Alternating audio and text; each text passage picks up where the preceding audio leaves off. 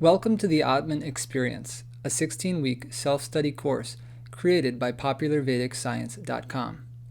In this course, we cover basic topics in consciousness studies from the perspective of the Vedas of India. Our first unit is on the Vedic scientific method. In these classes, you'll learn about the Vedic process of knowledge and practical experiments you can make for yourself to experience consciousness. Today's class is on the spiritual scientific consensus. Most people are unaware that the Vedas provide a rigorous scientific process for experiencing the Atman.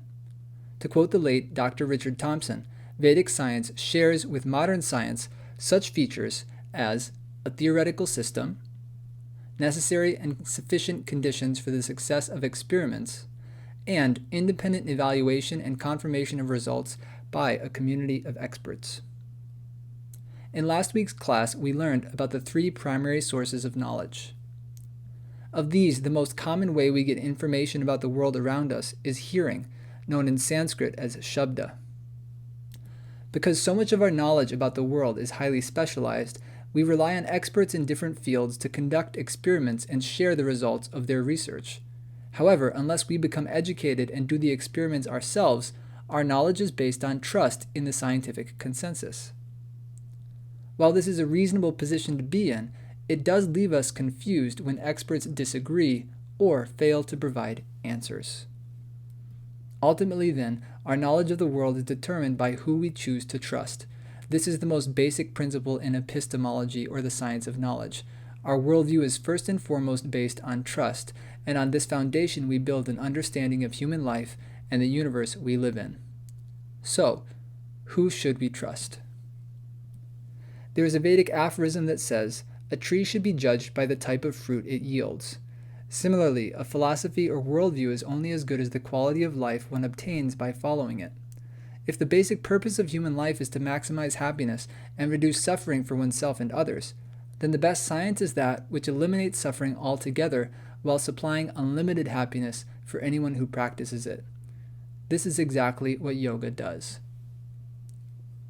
In spiritual science, rather than attempting to control the natural world, one cultivates mastery over his inner life. This leads to enlightenment, a permanent state of joy and peace.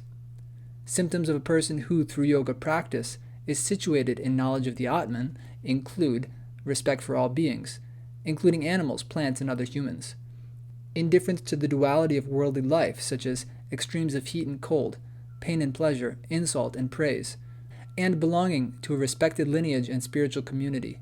They are not isolated, self-proclaimed gurus, but representatives of a time-tested tradition.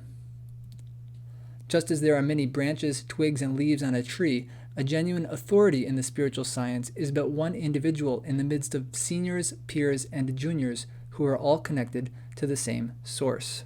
The Vedas contain all of these descriptions of a truly trustworthy person to help us recognize where to invest our trust when we wish to learn about the Atman.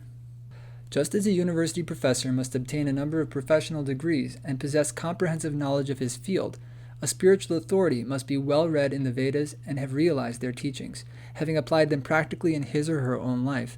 The Vedic literatures consist of countless peer-reviewed case studies and reports detailing the science of yoga and the process of experiencing Atman. Spiritual scientists such as Vyasa, Narada, Kapila, Rishabha, Shankara, Shuka, Brahma, Maitreya, Vidura, Uddhava, and many, many others have shared the results of their experiments, all of which have been replicated countless times over the past millennia. The Vedas, especially the Puranas, most important of which is the Bhagavad Purana, are like a delicious beverage. They must be tasted to be properly understood. No amount of description can match the direct, self-evident experience. The first step in the Atman experience is simply to hear. Like a crystal that reflects the colors of objects near it, our consciousness takes on the qualities of whatever it is exposed to. Hearing the transcendental sound vibrations contained within the Vedas will naturally and gradually awaken your pure self-awareness and grant direct experience of Atman, beyond doubt, as clear and concrete as holding a diamond in the palm of your hand. Yoga is its own language. One must immerse oneself for some time before becoming conversant with the basic concepts, just like mathematics. Or like music. Just because someone who can't read music thinks these musical notes don't mean anything, that they don't make any sense, doesn't make it true. Similarly, the protests of skeptics do not mean much to those who understand the language of the Atman and who are fluent in the Vedic science. Beginning this week, there will be readings to accompany each video course. The Vedas are a window into the spiritual reality. By reading the excerpts each week, you will get results much more quickly. As always, if you have any questions, please feel free to write us at popvedsci@icloud.com. We'd be happy to hear from you. And you can look forward to our next class, going even deeper into the Vedic scientific method.